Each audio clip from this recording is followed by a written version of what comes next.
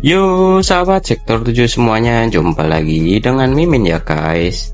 Hari ini Mimin akan membawakan alur cerita pewaris terbesar di Kekaisaran.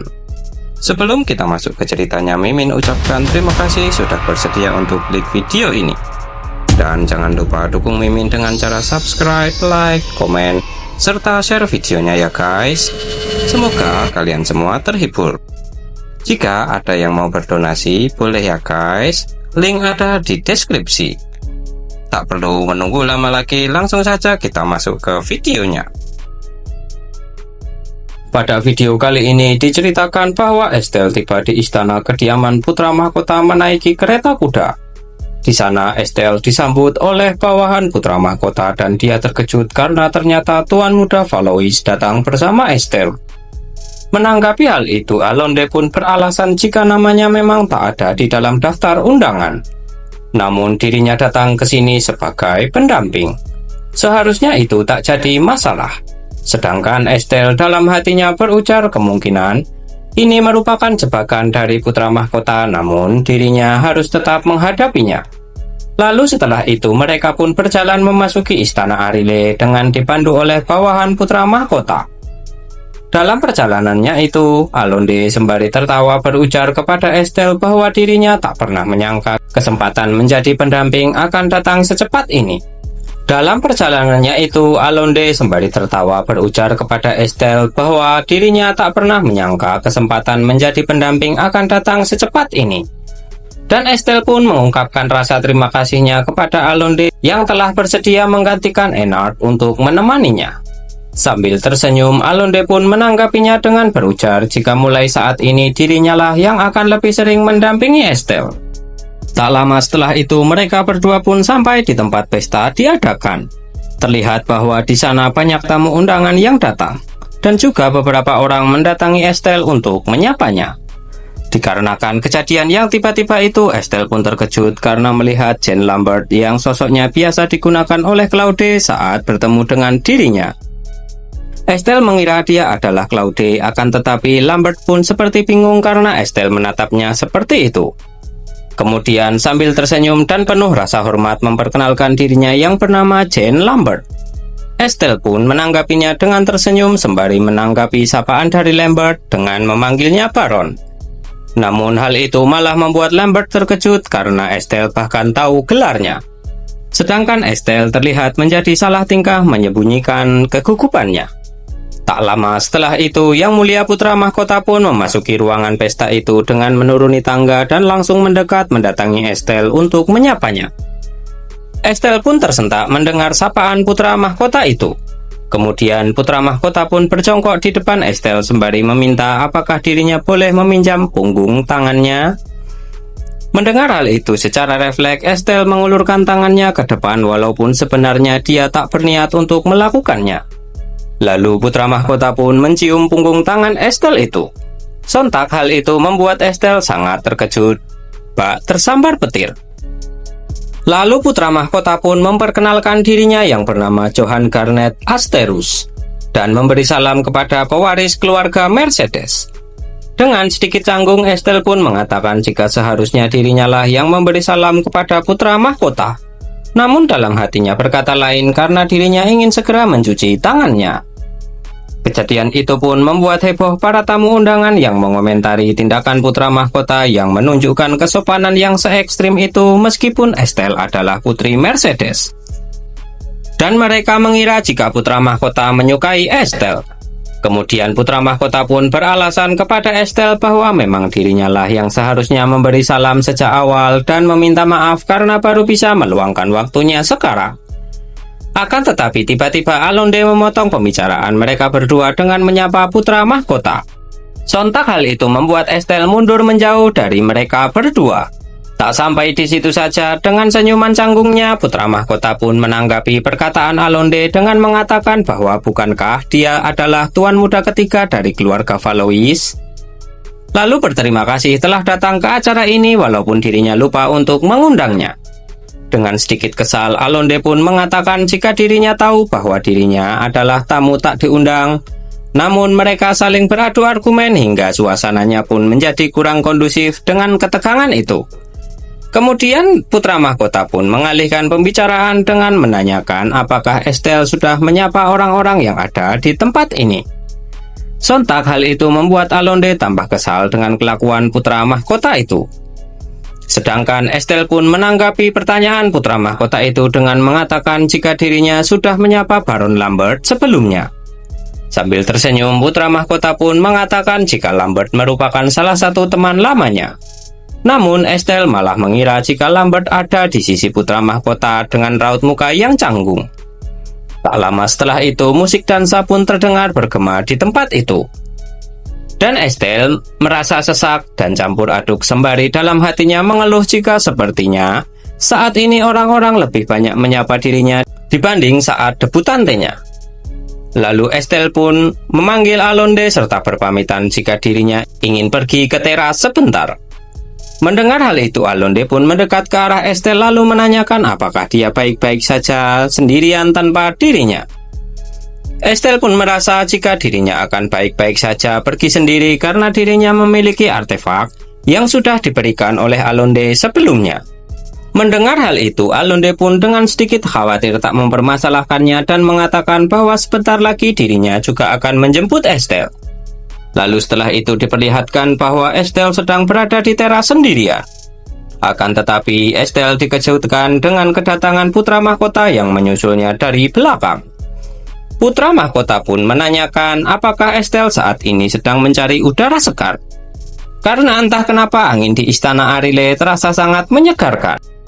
Sambil tersenyum, Estelle pun membenarkan hal itu. Kemudian putra mahkota pun sudah ada di sebelah Estelle lalu sambil tersenyum menanyakan apakah dia sudah menyesuaikan diri dengan kehidupan sebagai putri Mercedes saat ini.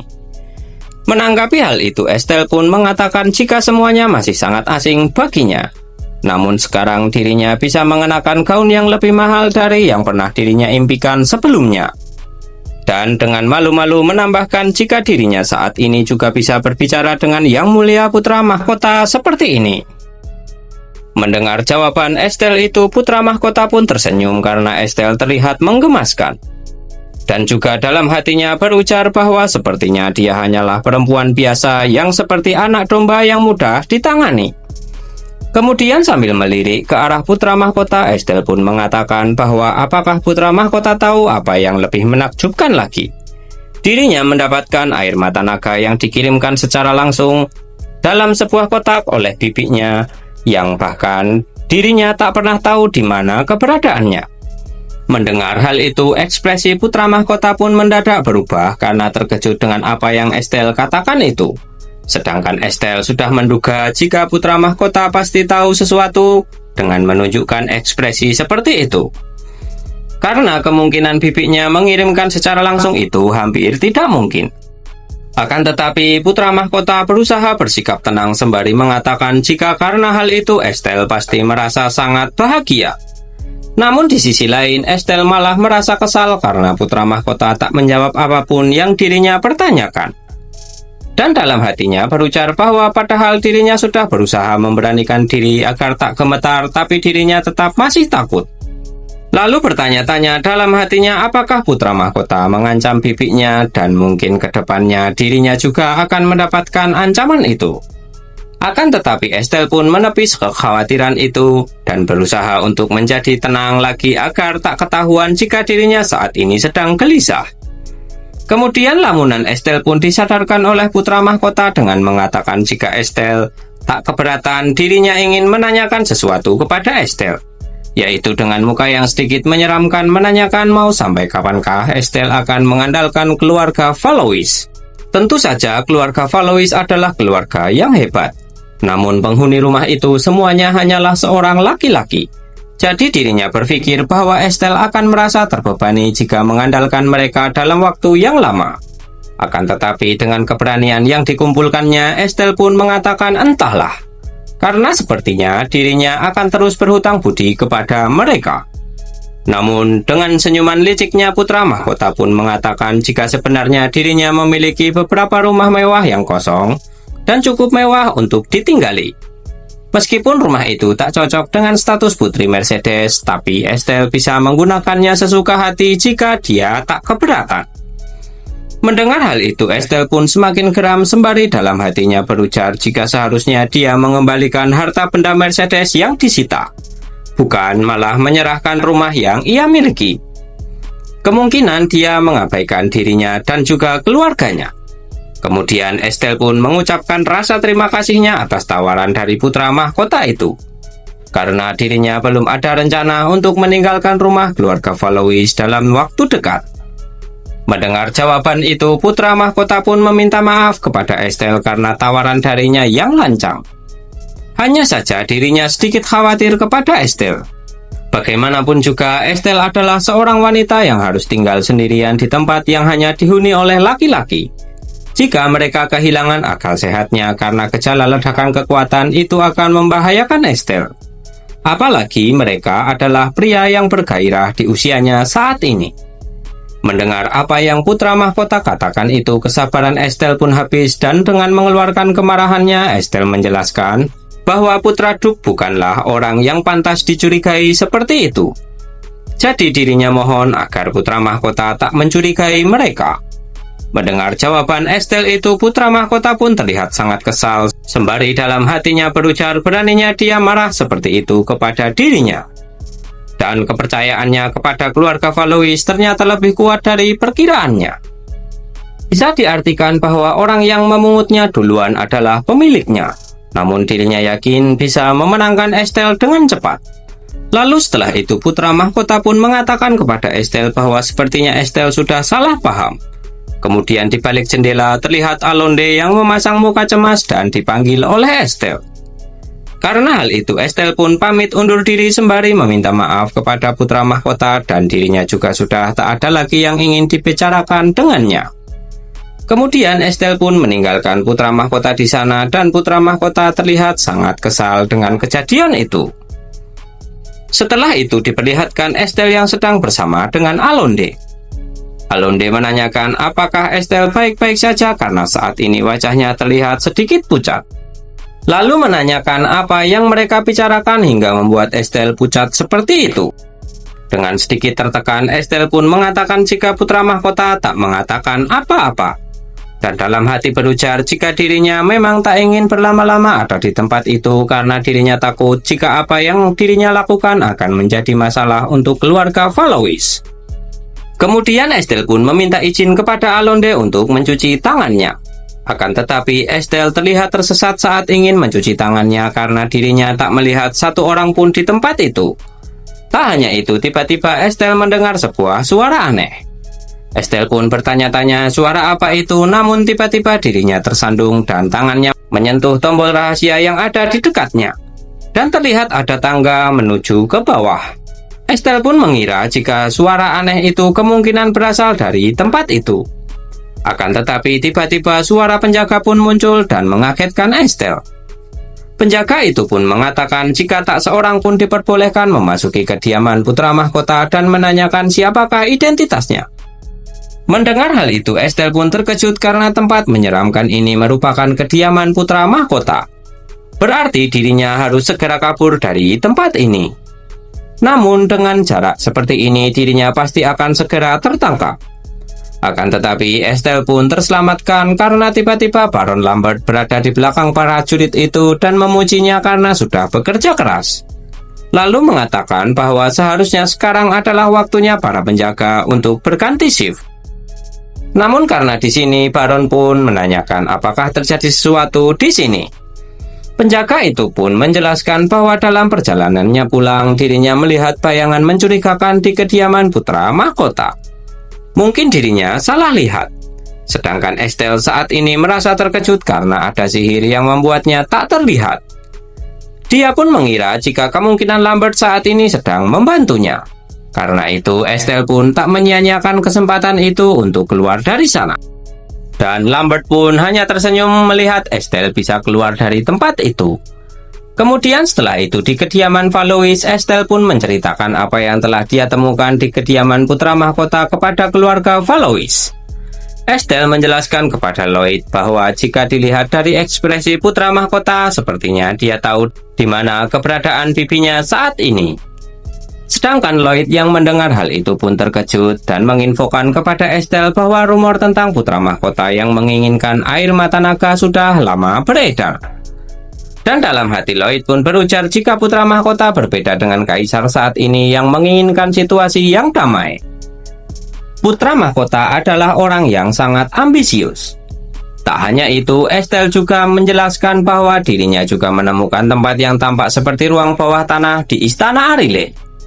Dirinya mendengar suara yang terdengar seperti suara binatang buas yang sedang melolong dari tempat itu. Dan suara itu seolah-olah memohon pada dirinya untuk diselamatkan. Mendengar hal itu, Lloyd pun langsung berdiri dari tempat duduknya karena saking terkejutnya. Lalu Estelle juga menambahkan penjelasannya jika intinya putra mahkota menyembunyikan sesuatu namun dirinya tak bisa menanyakannya terang-terangan. Sedangkan Lloyd menanggapinya dengan mengatakan jika tak bisa bertanya kepada putra mahkota maka tinggal tanyakan saja kepada Yang Mulia Kaisar. Mendengar ide itu, Estelle pun tersentak terkejut sembari mengatakan jika mana berani dirinya menanyakan langsung kepada Kaisar. Selain itu, bukankah Yang Mulia Kaisar saat ini sedang terbaring sakit dan tak menerima kunjungan dari siapapun? Kemudian Lloyd pun sambil tersenyum mengatakan jika keadaan itu sudah berjalan selama 5 tahun. Namun beliau tak pernah ketinggalan untuk menghadiri festival berburu yang diadakan setahun sekali. Estelle pun terdiam mendengar hal itu sembari dalam hatinya berujar jika keistimewaan di Kekaisaran Asterius adalah festival berburu. Karena seluruh anggota keluarga kekaisaran dan juga para bangsawan diwajibkan menghadiri acara itu. Bahkan Conbriene yang tak pandai dalam olahraga pun selalu hadir setiap tahunnya. Kemudian dengan lantang dan muka seriusnya Estelle menanyakan kepada Lloyd apakah dirinya bisa mengikuti festival itu. Dirinya ingin berpartisipasi di acara itu dan mengajukan pertanyaan secara langsung kepada Kaisar. Kemudian setelah itu berpindah di tempat latihan di kediaman Valois. Terlihat bahwa Estelle sedang mencoba senjata yang akan digunakannya saat festival berburu. Estelle pun terkejut dengan kekuatan yang dikeluarkan oleh senjata itu. Sedangkan Alonde yang berada di belakangnya pun menyoraki Estelle yang sudah melakukannya dengan baik. Lalu Estelle pun dengan muka terkejutnya mengatakan kepada Alonde jika performa alat itu sungguh di luar dugaan.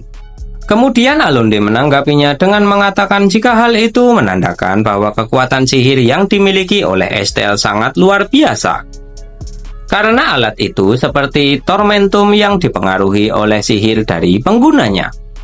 Jadi saat dirinya mendengar bahwa Estelle akan ikut langsung dalam festival berburu, sejujurnya dirinya ingin menghalangi Estelle. Namun karena itu adalah keinginan Estelle, dirinya jadi tak bisa berbuat apa-apa. Lalu dengan ekspresi yang lesu dan campur aduk, Alonde pun menyayangkan karena posisi pendamping saat malam acara sudah direbut oleh si bocah Ennard itu. Akan tetapi seorang pelayan memanggil Estelle karena tamunya Nona Camille saat ini sudah datang dan sedang menunggu di taman. Estelle pun terlihat bahagia dan mengatakan jika dirinya akan segera menuju ke sana. Lalu berpindah ke taman saat ini terlihat Camille yang sedang duduk santai menunggu kedatangan Estelle. Tak lama setelah itu, Estelle pun muncul dan melambaikan tangannya ke arah Camille untuk menyapanya. Camille pun memuji Estelle yang terlihat sangat cantik dan menyilaukan hari ini. Mendengar hal itu, Estelle pun merasa malu dan mengatakan jika Camille lah yang lebih cantik darinya hari ini. Lalu Estelle pun duduk di depan Camille. Setelah itu Camille pun mengatakan bahwa sepertinya akhir-akhir ini Estelle terlihat sangat aktif dalam kegiatan sosial dan menanyakan apakah Estelle akan ikut dalam festival berburu kali ini. Mendengar hal itu, Estelle pun kaget dengan pertanyaan itu. Kemudian menanyakan apakah Camille juga akan ikut dalam festival itu. Camille pun tertawa sembari mengatakan jika tentu saja dirinya akan ikut karena sangat menantikan penampilan Estelle pada malam acara.